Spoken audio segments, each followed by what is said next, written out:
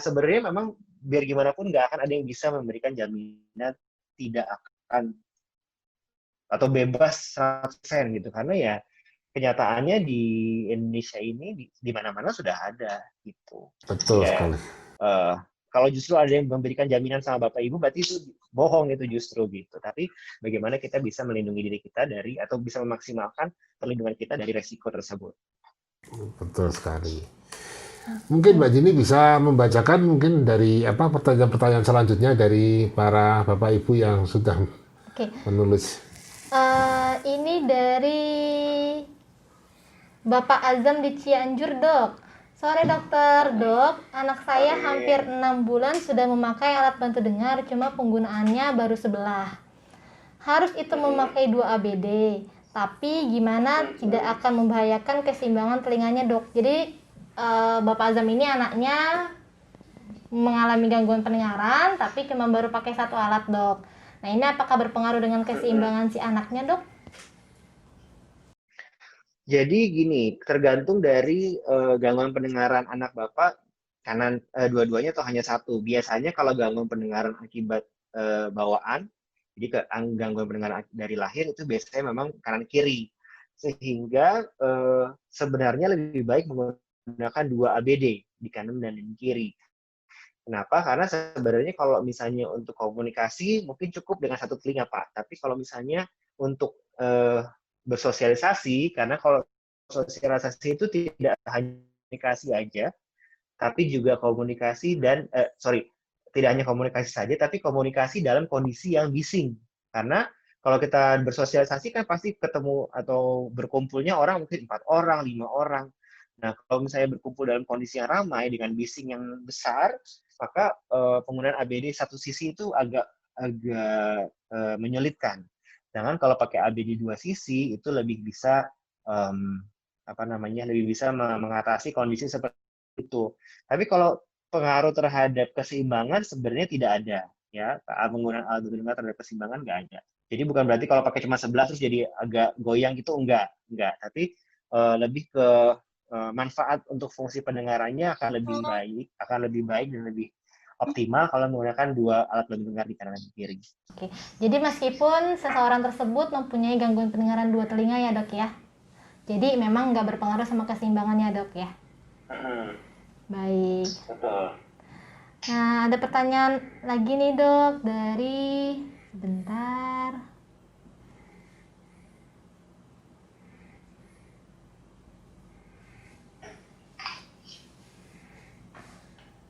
Dari Bapak Zulfahanim, Dok. Kalau gendang telinganya berlubang bisa dioperasi nggak, Dok? Iya, gendang telinga yang berlubang akibat infeksi yang menahun, seperti tadi yang gambarnya sudah saya tampilkan di slide, itu bisa dioperasi dan memang harus dioperasi. Karena kalau enggak, infeksinya bisa berulang, nanti kadang-kadang infeksi itu juga bisa menimbulkan komplikasi. Baik komplikasi ke infeksi saraf, ya, infeksi otak, atau bisa juga kelumpuhan saraf wajah, gangguan keseimbangan, dan juga gangguan pendengaran. Ada banyak komplikasi yang bisa terjadi dari infeksi kronik di telinga. Oleh karena itu, kondisi-kondisi seperti ini tidak hanya bisa dioperasi, tapi memang harus dioperasi. Baik. Nah, ada pertanyaan, Dok, dari Ibu Vika Ramayani, Dok, di online seminar sebelumnya. Jadi Ibu Vika ini bertanya, apakah gangguan pendengaran dari lahir merupakan penyakit genetika yang berarti akan menurun pada anak kita nanti, Dok? Oke, gangguan pendengaran akibat lahir ada banyak penyebabnya. Salah satunya yang paling sering di Indonesia adalah infeksi pada saat kehamilan oleh virus rubella dan juga CMV. Ya, jadi infeksi TORS pada kehamilan bisa menyebabkan gangguan pendengaran pada anak. Nah, kalau yang seperti itu tidak diturunkan secara genetik, tapi terjadi karena proses infeksi. Tapi ada juga gangguan pendengaran yang diakibatkan karena adanya mutasi dari gen gen seseorang. Nah, pada kondisi seperti ini maka bisa diturunkan ke anaknya. Oleh karena itu, kalau seseorang yang dengan gangguan pendengaran misalnya ya gangguan pendengaran akibat saraf, yang kemudian menikah juga dengan orang yang dengan gangguan pendengaran juga, ada kemungkinan anaknya juga bisa mengalami gangguan pendengaran. Jadi memang bisa diturunkan karena adanya mutasi gen pada seseorang dengan gangguan pendengaran tersebut. Baik, terima kasih dokter. Mungkin ibu dan bapak yang di rumah ini ada yang mau tanya langsung ke dokter Rangga. Jadi boleh angkat tangan yang mau tanya langsung ke dokter Rangga. Nanti kita aktifkan mikrofonnya.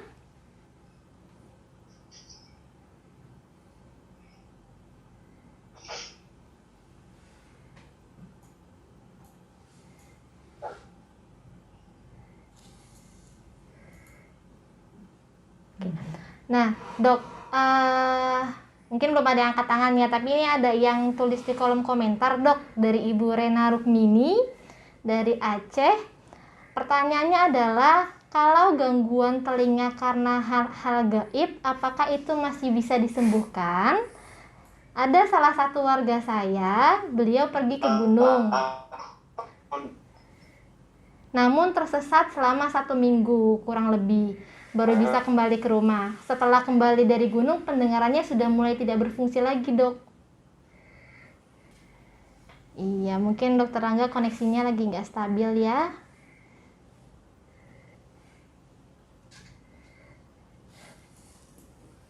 Ya, ini menarik sekali sebetulnya perbincangan dengan Dokter Rangga ini. Saya yakin Bapak Ibu sekalian di rumah juga banyak mendapat informasi-informasi yang baru, juga mungkin menghapus mitos-mitos atau apa, kadang-kadang kan karena kebiasaan dianggapnya itu informasi benar, tapi ternyata secara medis itu tidak benar.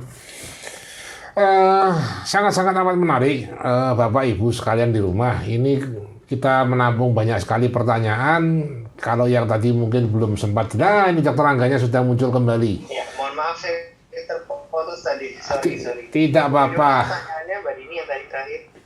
Jadi pertanyaannya ini dari Ibu, sebentar saya di scroll ke atas dulu.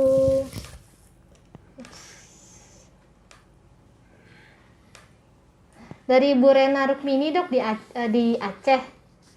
Jadi kalau gangguan pendengaran, apakah karena hal-hal gaib, apakah itu masih bisa disembuhkan, dok? Gitu. Karena ada salah satu warga beliau, warganya itu ke gunung selama kurang lebih 1 minggu baru bisa kembali lagi ke rumah nih, dok. Nah, setelah pulang dari gunung itu tiba-tiba nggak dengar telinganya sama sekali. Gitu. Apakah memang ada penyebab dari hal gaib atau ada penjelasan secara ilmiahnya, dok?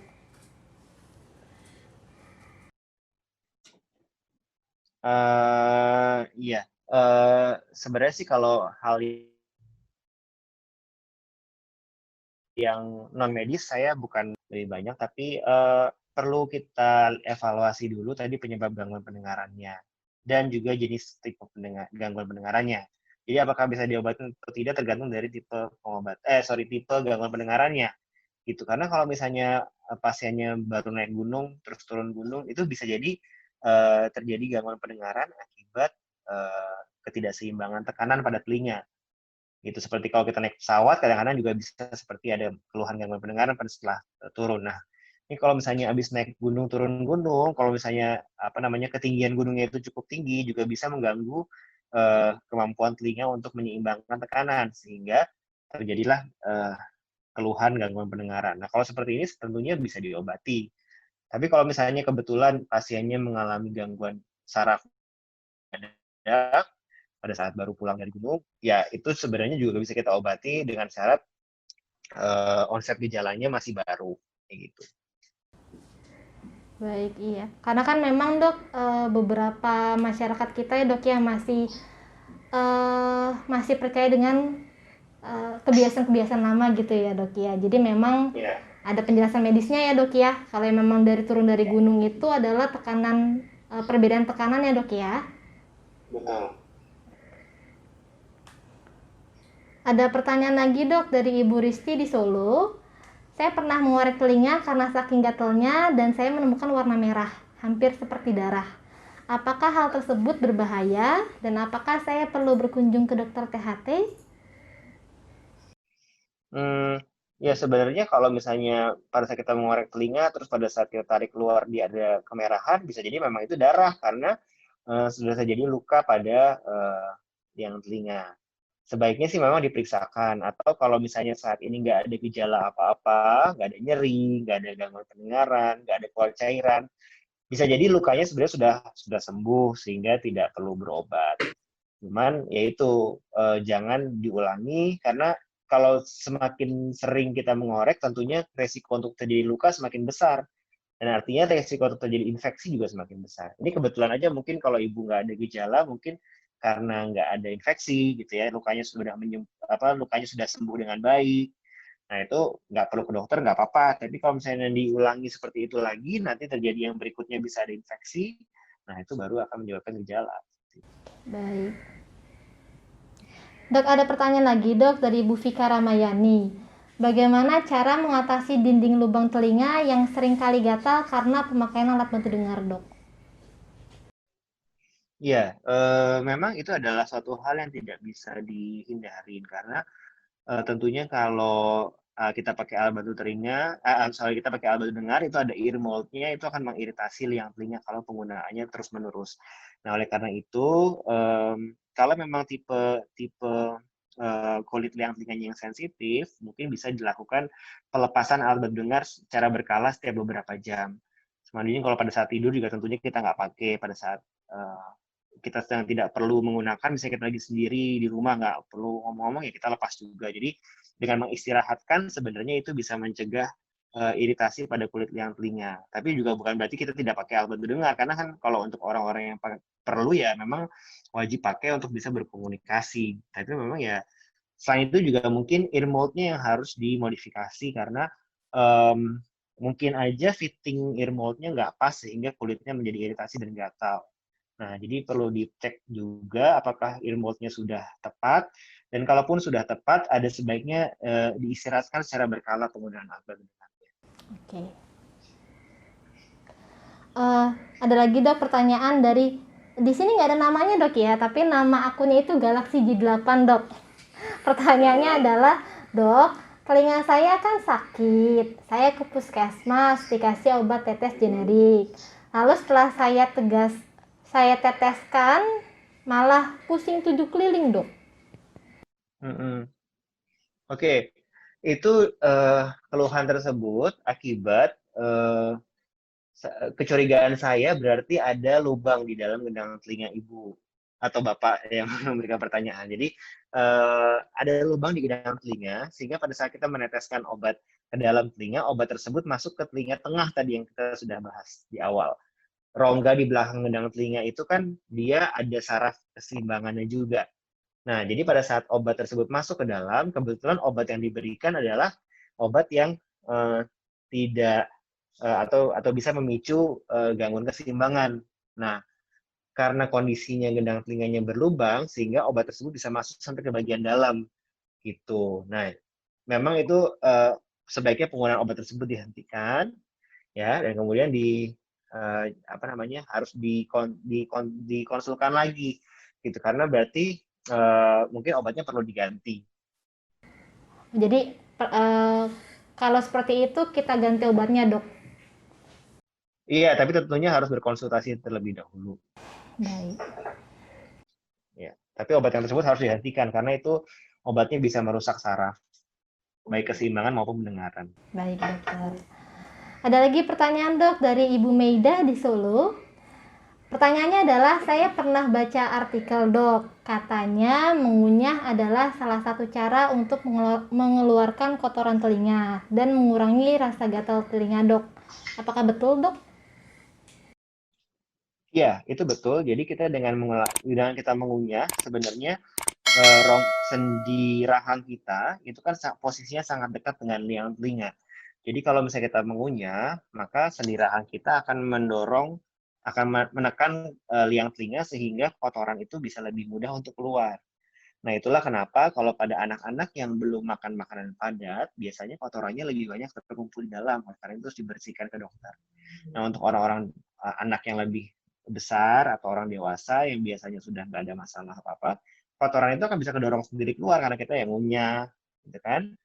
kita bicara itu kan juga rahang kita kan membuka dan menutup, sehingga akan mendorong liang telinga sehingga kotorannya itu bisa keluar.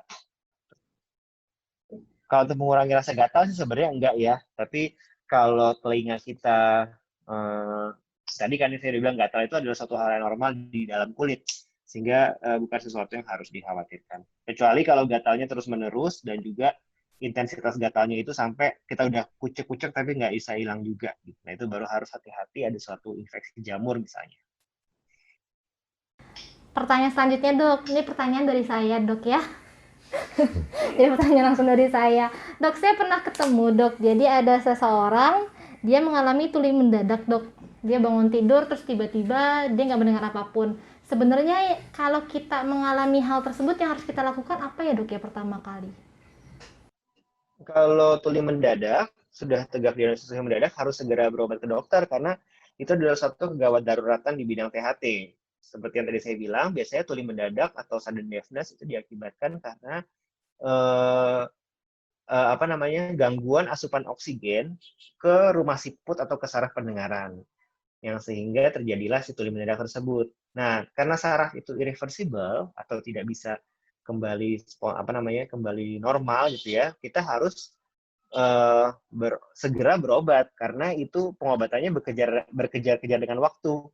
Kalau misalnya datang ke dokter setelah sudah sebulan terjadinya, itu dokternya sudah nggak bisa melakukan banyak hal, tapi ya tadi lebih ke rehabilitasi.